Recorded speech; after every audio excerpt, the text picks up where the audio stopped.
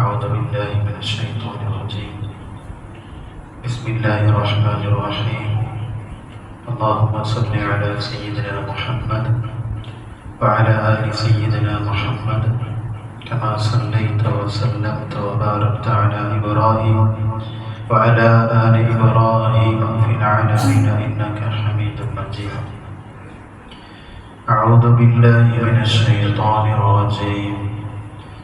بسم الله الرحمن الرحيم. من أجل ذلك كتبنا على بني إسرائيل أنه من قتل نفسا بغير نفس أو فساد في الأرض فكأنما قتل الناس جميعا ومن أحياها فكأنما أحيا الناس جميعا ولقد جاءتهم رسلنا بالبينات ثم إن كثيرا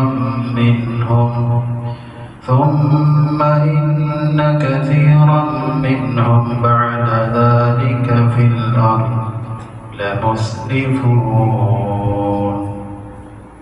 صدق الله العلي العظيم. സർവ്വാദരണീയരായ സത്യവിശ്വാസികളെ, അല്ലാഹുവിൻ്റെ അതിമഹത്തായ അനുഗ്രഹത്താൽ അവൻ്റെ റഹ്മത്തിൻ്റെ ഫദ്ല് കൊണ്ട് ഇതുപോലെ ഈ പള്ളിയിൽ ഒരുമിച്ച് കൂടിയതുപോലെ നാളെ അവൻ്റെ സ്വർഗീയ ലോകത്ത് നാം ഏവരും അല്ലാഹു ഒരുമിച്ച് കൂട്ടി അനുഗ്രഹിക്കുമാറാകട്ടെ. പ്രിയമുള്ള മുഅ്മിനീങ്ങളെ, വളരെ ദുഃഖകരമായ സങ്കടകരമായ സാഹചര്യത്തിലൂടെയാണ് നാം ഓരോരുത്തരും കടന്നു പോകുന്നത്. നമ്മുടെ കേരളം ഇന്ന് വരെ അനുഭവിക്കാത്ത രൂപത്തിൽ അതിഭീകരമായ വിധം വയനാടിൻ്റെ പല ഭാഗങ്ങളിലുമായി ഉരുൾപൊട്ടലുകൾ സംഭവിച്ചിരിക്കുകയാണ്. നിങ്ങളൊക്കെ കാര്യങ്ങൾ മനസ്സിലാക്കിയതുപോലെ അല്ലാഹു സുബ്ഹാനഹു വ തആല അവിടെ നിന്ന് മരണപ്പെട്ടു പോയ എല്ലാ വിശ്വാസികൾക്കും അല്ലാഹു സ്വർഗ്ഗം നൽകി അനുഗ്രഹിക്കുമാറാകട്ടെ. ചെറിയ മക്കൾ, വലിയവർ, വികലാംഗർ, ഗർഭിണികൾ, അമ്മിഞ്ഞ പാല് കുടിക്കുന്നവർ, ഇങ്ങനെ ഒട്ടനവധി ആളുകളാണ്. ഒരു നാട് തന്നെ, ഒരു പ്രദേശം തന്നെ ഇല്ലാതെയായിരിക്കുകയാണ്. അല്ലാഹു എല്ലാവിധ വിപത്തുകളിൽ നിന്നും നമ്മെയും മറ്റു ആളുകളെയും പ്രദേശങ്ങളെയും സംരക്ഷിക്കുമാറാകട്ടെ. ഇൻഷാ അല്ലാഹുവിന്റെ പേരിലുള്ള മയ്യിത്ത് നമസ്കാരം ഇന്ന് നിസ്കാരശേഷം നടക്കുന്നതാണ്. പരമാവധി എല്ലാവരും അതിൽ പങ്കെടുക്കണമെന്ന് ഓർമ്മപ്പെടുത്താൻ, സാന്ദർഭികമായി മറ്റൊന്ന് ഓർമ്മപ്പെടുത്താനുള്ളത്, സമസ്ത കേരള ജമിയത്തുൽ ഉലമയുടെ നേതൃത്വത്തിൽ വയനാട് ദുരിതാശ്വാസ ഫണ്ട് അതിൻ്റെ കളക്ഷൻ നടക്കുന്ന ദിവസമാണ് ഇന്ന്. തൽക്കാലം നമ്മളത് അടുത്ത വെള്ളിയാഴ്ചത്തേക്ക് മാറ്റിവെച്ചിരിക്കുകയാണ്. കഴിയുന്ന രൂപത്തിൽ എല്ലാവരും അതിൽ പങ്കുചേരണമെന്ന് ഓർമ്മപ്പെടുത്തുന്നു. അല്ലാഹു നമ്മളിൽ നിന്ന് നമ്മുടെ കർമ്മങ്ങളെ സ്വീകരിക്കുമാറാകട്ടെ. പ്രിയമുള്ള മുഅ്മിനീങ്ങളെ, വിശുദ്ധമായ ഖുർആനിൻ്റെ സൂറത്ത് മാഇദയുടെ 32-ാമത്തെ ആയത്താണ് നമ്മൾ ഓതിവെച്ചത്. ആ ആയത്തിനെ സംസാരിക്കുന്നതിൻ്റെ മുമ്പ്, അതിൻ്റെ പശ്ചാത്തലങ്ങളെ, ആ ആയത്ത് പരാമർശിക്കുന്നതിൻ്റെ മുമ്പ് അല്ലാഹു സുബ്ഹാനഹു വ തആല ചില കാര്യങ്ങൾ ഓർമ്മപ്പെടുത്താണ്. ബനൂ ഇസ്രായേലിൽ നടന്നുകൊണ്ടിരുന്ന യുദ്ധങ്ങൾ, ആളുകളെ വെറുതെയുള്ള കൊലപാതകങ്ങൾ, ആളുകളോടുള്ള കൊടും ക്രൂരമായ പ്രവർത്തനങ്ങൾ, ഇങ്ങനെ അക്രമങ്ങൾ ബനൂ ഇസ്രായേലിൽ വ്യാപകമായി നടന്നുകൊണ്ടിരിക്കുകയാണ്. വ്യത്യസ്തമാകുന്ന കാലഘട്ടങ്ങളിൽ ഓരോ പ്രവാചകന്മാർ വന്നു അതിന് കൃത്യമായി ബോധനം കൊടുത്തു, കൃത്യമായി അവരെ മുന്നറിയിപ്പ് നൽകി, അവർക്ക് ജീവിത മാർഗങ്ങൾ കൊടുത്തിട്ടും അതിൽ നിന്ന് മാറാതെ ബനൂ ഇസ്രായേലുകാർ പരസ്പരം കൊലപാതകങ്ങൾ നടത്തുന്ന കാലം. അല്ലാഹു സുബ്ഹാനഹു വ തആല അങ്ങനെയുള്ള മുൻകാല പ്രവർത്തനങ്ങളെ, അടിമകളുടെ മുൻകാല വിഭാഗത്തിന്റെ ചെയ്തികളെ കുറിച്ച് സ്മരിച്ചതിന്റെ ശേഷം, എത്രത്തോളം എന്ന് വെച്ചാൽ ആദം നബി അലൈഹിസ്സലാത്തു വസ്സലാമിന്റെ 2 മക്കൾ ഹാബീലും ഖാബീലും തമ്മിലുള്ള കൊലപാതകം, ആ കൊലപാതകം നടത്തിയതിന്റെ ശേഷം അത് എങ്ങനെ മറവ് ചെയ്യണം അതിനൊരു കാക്കയെ കൊണ്ടുവരികയും ആ കാക്ക തന്റെ കൂടെയുള്ള കാക്കയെ കൊന്നതിന്റെ ശേഷം അത് മണ്ണ് മാന്തി അതിൽ കുഴിച്ചിടുന്ന സന്ദർഭം പോലും അല്ലാഹു സുബ്ഹാനഹു വ തആല ഓർമ്മപ്പെടുത്തിയിട്ടാണ് പറയുന്നത്, മിൻ അജ്ലി ദാലിക കതബ്നാ അലാ ബനി ഇസ്രായീൽ. ബനൂ ഇസ്രായേലിലെ സമുദായം കൊലപാതകങ്ങളിൽ വല്ലാതെ പോയപ്പോൾ കതബ്നാ അലാ ദാലിക, അവർക്കിടയിൽ ഞാൻ ചില വിധികൾ, കാര്യങ്ങൾ നടപ്പിലാക്കുകയാണ്. ആ കാര്യങ്ങളാണ് അള്ളാഹുവിന്റെ വിശുദ്ധമായ ഖുർആൻ ഓർമ്മപ്പെടുത്തുന്നത്. അള്ളാഹു പറഞ്ഞു അന്നഹു മൻ ഖതല നഫ്സൻ ബിഗൈരി നഫ്സിൻ ഔ ഫസാദിൻ ഫിൽ അർദ്. ഒരു മനുഷ്യനെ വെറുതെ ഒരാൾ കൊന്നാൽ ഫകഅന്നമാ ഖതല അന്നാസ ജമിഅ, അവൻ ലോകത്തുള്ള എല്ലാ ജനങ്ങളെയും കൊന്നതിന്റെ സമമാണ്. വമൻ അഹ്യാഹാ, ഒരു മനുഷ്യർക്ക് ജന്മം നൽകിയാൽ, ജീവൻ നൽകിയാൽ, സംരക്ഷണം കൊടുത്താൽ ഫകഅന്നമാ അഹ്യ അന്നാസ ജമിഅ, അവൻ ലോകത്തുള്ള എല്ലാ ജനങ്ങൾക്കും ജീവൻ നൽകിയതിന് സമമാണെന്ന് വിശുദ്ധമായ ഖുർആൻ. ഒരു മനുഷ്യന് ജീവൻ നൽകുക, അയാൾ മരിച്ചു പോകുന്ന അല്ലെങ്കിൽ അക്രമങ്ങളിൽ പെട്ട് അയാൾ ഇല്ലാതെയാകുമെന്ന് തോന്നിക്കഴിഞ്ഞാൽ അയാൾക്ക് സംരക്ഷണം കൊടുക്കുന്ന സമ്പ്രദായം, ആ വലിയ കാര്യം പരിശുദ്ധമായ ദീൻ വളരെ മഹത്വം കൽപ്പിച്ച ഒന്നാണ്. നമ്മുടെ നാട്ടിൽ നടന്നുകൊണ്ടിരിക്കുന്ന ദുരിതാശ്വാസ പ്രവർത്തനങ്ങൾ, ദുരന്തം നടന്ന സ്ഥലങ്ങളിലുള്ള ഈ പ്രവർത്തനങ്ങളെല്ലാം പരിശുദ്ധമായ ദീൻ കാണുന്നതിന്റെ അടിസ്ഥാനം വമൻ അഹ്യാഹാ ഫഖദ് അഹ്യ അന്നാസ ജമിഅ, ഒരു മനുഷ്യന് ജീവൻ കൊടുക്കുക, അത് ലോകത്തുള്ള എല്ലാ ആളുകൾക്കും ജീവൻ നൽകിയതിന്റെ സമമാണെന്ന് പരിശുദ്ധമായ ഖുർആൻ. ഈ ആയത്തിന്റെ വിശദീകരണത്തിൽ ഇമാം മുജാഹിദ് റഹ്മത്തുള്ളാഹി അലൈഹി രേഖപ്പെടുത്തുന്നു, ഐ അൻജാഹാ മിനൽ വറഖി അവിൽ ഹറഖ്. ഒരു മനുഷ്യർക്ക് ജീവൻ കൊടുക്കുക എന്ന് പറഞ്ഞാൽ അയാൾ ആത്മഹത്യ ചെയ്യുമ്പോഴോ അയാൾ ഒരു മനുഷ്യൻ ഒന്ന് കൊല ചെയ്യുമ്പോഴോ മാത്രമല്ല, ഒരാള് വെള്ളത്തിൽ മുങ്ങിപ്പോകുകയാണ്, അയാളെ സംരക്ഷിക്കുക. ഒരാള് അഗ്നികുണ്ഡാരത്തിൽപ്പെട്ട് തീപിടുത്തത്തിൽപ്പെട്ട് കരിഞ്ഞു പോകുകയാണ്, അയാളെ സംരക്ഷിക്കുക. അതല്ലെങ്കിൽ മറ്റു പ്രയാസങ്ങൾ പെട്ടുകൊണ്ട് അയാൾ നാമാവശേഷമാകുകയാണെങ്കിൽ അത് വിശപ്പ് കൊണ്ടാകാം, അല്ലെങ്കിൽ ഹതം, കെട്ടിടങ്ങൾ പൊളിഞ്ഞോ, മലവെള്ളപ്പാച്ചിൽ വന്നോ, മണ്ണിടിഞ്ഞോ, എന്തുമാകാം. ഏതെങ്കിലും ഒരു രൂപത്തിൽ, ഏതെങ്കിലും ഒരു രൂപത്തിലൂടെ ഒരു മനുഷ്യൻ അയാളുടെ ജീവൻ നഷ്ടപ്പെടുന്നു എന്ന് തോന്നിയാൽ ആ മനുഷ്യനെ ജീവിപ്പിക്കൽ, ജീവിതത്തിലേക്ക് കൊണ്ടുവരുന്നത് അത് ജനങ്ങൾക്ക് മുഴുവനും ജീവിപ്പിച്ചതിന്റെ സമമാണെന്ന് പരിശുദ്ധമായ ഖുർആൻ നമ്മൾ ഓർമ്മപ്പെടുത്തുക. ഈ ആശയത്തിൽ നിന്നുകൊണ്ടായിരിക്കണം നമ്മൾ ചെയ്യുന്ന ദുരിതാശ്വാസ പ്രവർത്തനങ്ങൾ. നോക്കൂ, വയനാടിന്റെ ഒരു പ്രദേശം മൊത്തം നഷ്ടപ്പെട്ടിരിക്കുകയാണ്. എന്തെല്ലാം പ്രതീക്ഷകളിലൂടെയാണ് ആ സമൂഹം അന്ന് രാത്രി കിടന്നുറങ്ങിയത്. നാളെ എന്റെ മകളുടെ കല്യാണമാണ്, എല്ലാവരും വരണമെന്ന് വിളിച്ചൊരു കുടുംബം.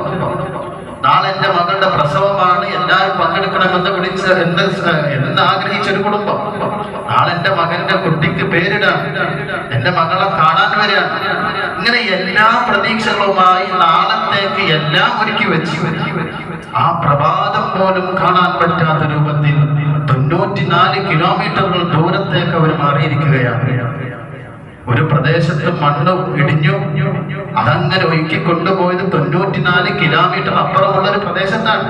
ചാലിയാറിൽ നിന്നാണ് കിട്ടുന്നത്. കേരളം ഒട്ടാകെ ആ പ്രദേശത്തേക്ക്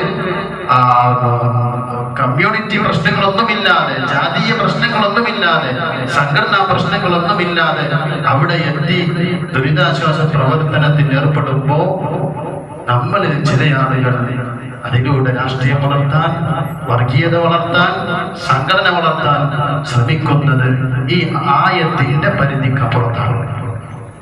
അത് നാം ഓരോരുത്തരും കൃത്യമായി മനസ്സിലാക്കേണ്ടതുണ്ട്.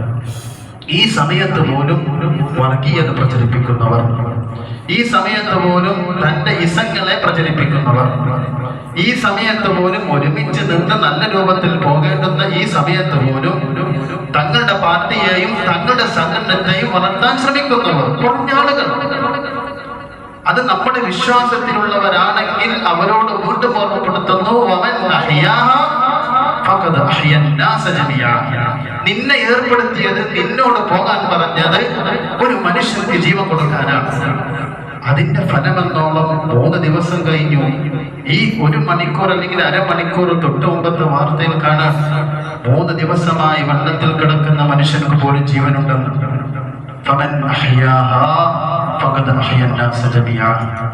ഒരു മനുഷ്യർക്ക് ജീവൻ കൊടുക്കലാണ് പരിശുദ്ധമായ ദീൻ നമ്മൾ ഓർമ്മപ്പെടുത്തിയത്. അത്തരം പ്രവർത്തനങ്ങളാണ് ഈ സമയങ്ങളിൽ നമ്മളിൽ നിന്നുണ്ടാകേണ്ടത്. നോക്കൂ, പരിശുദ്ധമായ ദീൻ ഇത്തരം സന്ദർഭങ്ങളിൽ, ഇത്തരം മുസീബത്തുകൾ, ദുരിതങ്ങൾ ഉണ്ടാകുമ്പോൾ, പ്രകൃതിക്ഷോഭങ്ങൾ ഉണ്ടാകുമ്പോൾ അവൻ എന്താണ് കരുതേണ്ടത്? വിശ്വാസത്തെ മാറ്റി നിർത്തലല്ല. ഞാൻ വളരെ സങ്കടപ്പെട്ടു പോയൊരു കാര്യം ഉണ്ടായിരുന്നു. വളരെ സങ്കടപ്പെട്ടു പോയ കാര്യം. തമാശക്ക് ചില കുട്ടികളെ കൊണ്ട് പ്രാർത്ഥന നടത്തിയിട്ട് ആ പ്രാർത്ഥനയുടെ വീഡിയോ കണ്ടുപോയി. അള്ളാനെ പരിഹസിക്കുന്നതിന്റെ സമമാണ്. പരിശുദ്ധ റസൂലുള്ളാഹി സ്വല്ലല്ലാഹു അലൈഹി വസല്ലം തങ്ങൾ തബൂക്കിലേക്ക് പോകുന്ന ഒരു സന്ദർഭം വിശുദ്ധമായ ഖുർആൻ പറയുന്നത്. ആ തബൂക്കിലേക്ക് പോകുന്ന സമയത്ത് തബൂക്ക് റസൂലുള്ളാഹി സ്വല്ലല്ലാഹു അലൈഹി വസല്ലം തങ്ങളെ സംബന്ധിച്ചിടത്തോളം, പരിശുദ്ധ ദീനിനെ സംബന്ധിച്ചിടത്തോളം, സ്വഹാബത്തിനെ സംബന്ധിച്ചിടത്തോളം കുറച്ച് പ്രയാസം നടന്ന വസുവത്താണ്.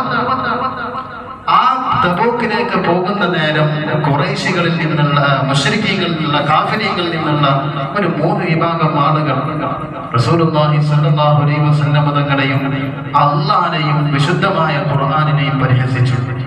2 കൂട്ടര് പരിഹസിക്കുന്നു, 3ാമത്തെ കൂട്ടർ അത് കേട്ട് ചിരിക്കാൻ.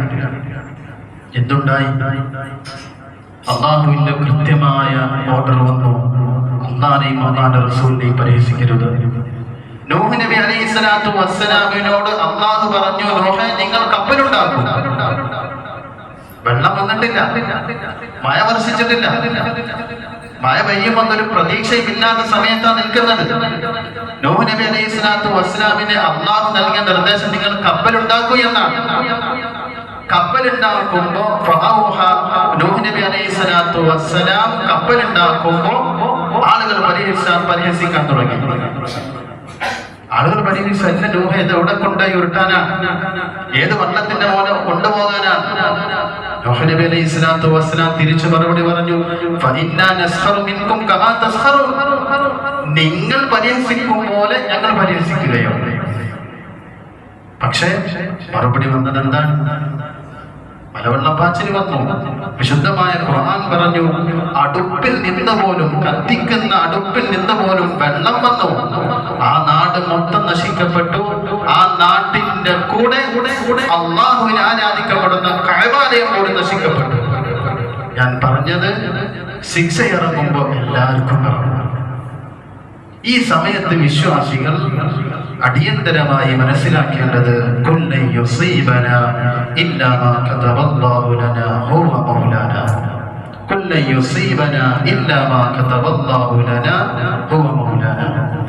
ഇതെല്ലാം എന്റെ റബ്ബിൽ നിന്ന് വിധിച്ചതാണ്. ഞാൻ അനുഭവിക്കുന്ന ശർറും ഞാൻ അനുഭവിക്കുന്ന നന്മയും എന്റെ റബ്ബിൽ നിന്നാണ്. ഇതൊരു വിശ്വാസിക്ക് ഉണ്ടായിരിക്കണം. നോക്കൂ, ഒരു പ്രതീക്ഷയില്ലാതെ ഒരു പറ്റം ആളുകൾ ജീവിക്കാൻ, നാളത്തെ പ്രതീക്ഷയോടുകൂടി ജീവിക്കാൻ. ഉറങ്ങിക്കിടക്കുന്ന സമയത്താണ് ഉരുൾപൊട്ടിയത്. എവിടെയും വരാം.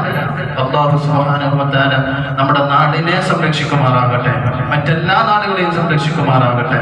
പെട്ടുപോയ അനാഥരായ ഒരുപാട് ആളുകൾ അല്ലാഹു തആല അവർക്കൊക്കെ ക്ഷമ നൽകി അനുഗ്രഹിക്കുമാറാകട്ടെ. അങ്ങനെ ഒരു സന്ദർഭം വരുമ്പോ എന്ത് ചെയ്യണം? ഇതൊക്കെ സംഭവിച്ചത് ഞങ്ങളുടെ റബ്ബിൽ നിന്നാണ്. എന്നിട്ട് അവൻ പറയണം, റബ്ബാണ് എന്നെ സംരക്ഷിക്കുന്നവൻ, റബ്ബാണ് എന്റെ യജമാനൻ. മുഅ്മിനീങ്ങൾ അല്ലാഹു സുബ്ഹാനഹു വ തആലയെ എല്ലാ കാര്യങ്ങളും പരമേൽപ്പിക്കേണ്ടതാണ്. അവർ പരമേൽപ്പിക്കുന്നവരുമാണ്. വിശ്വാസികൾ ഈ സമയത്തും നമ്മൾ ചെയ്യേണ്ടത് എന്താണ്? ഇതെന്റെ റബ്ബിൽ നിന്നാണ്. അതന്നെ ഈമാൻ. അതിന്റെ 6ാമത്തെ കാര്യം പരിശുദ്ധ ദീൻ നമ്മളെ പഠിപ്പിച്ചത് അൽ ഖൈറു വശർറു കുല്ലിഹി മിനല്ലാഹ് എന്നാണ്. അൽ ഖൈറു വശ്ശർറു കുല്ലുഹാ മിനല്ലാഹ്.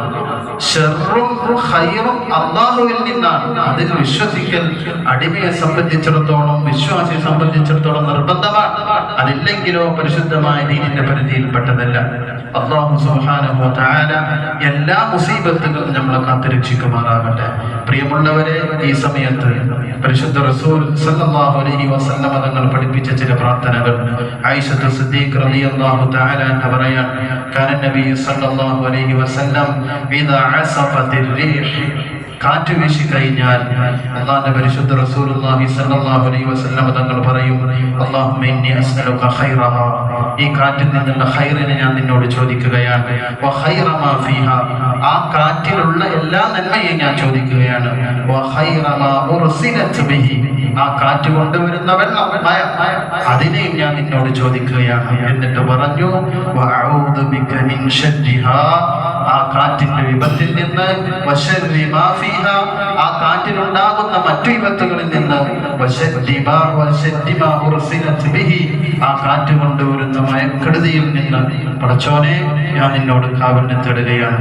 അങ്ങനെ ഇതാ മുതിർന്ന, അങ്ങനെ ആ വെള്ളം വന്നാൽ പരിശുദ്ധ റസൂൽ മഴ പെയ്താൽ റസൂലുള്ളാഹി സ്വല്ലല്ലാഹു അലൈഹി വസല്ലം തങ്ങൾ പറയും, അല്ലാഹുമ്മ സയ്യിബൻ ഹനിആ, അല്ലാഹുമ്മ സയ്യിബൻ നാഫിആ, അല്ലാഹുവേ സയ്യിബൻ ഹനീഅൻ, സാവകാശത്തോടുകൂടി മെല്ലെ പെയ്തിറങ്ങുന്ന വെള്ളം ഞങ്ങൾക്ക് നൽകണമേ.